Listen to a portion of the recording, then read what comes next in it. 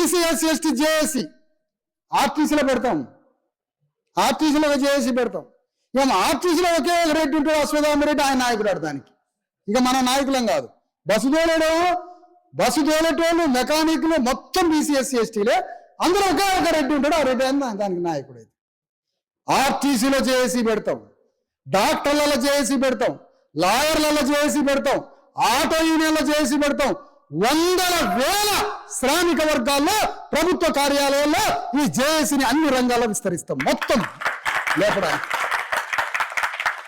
నీలేం చేయాలో చెప్పుకోది. ముఖ్యమంత్రి పీఠం కాడనే లేవు, అంతటే ఉన్నాం.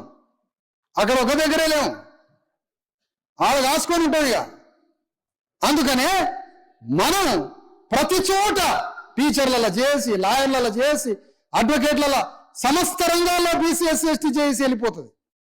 అన్ని రంగాల్లోకి తీసుకెళ్ళి దాన్ని అద్భుతంగా తీర్చిదిద్దుతాం. తెలంగాణ గడ్డ మీద మొత్తం సమాజాన్ని ఏకీకృతం చేస్తాం.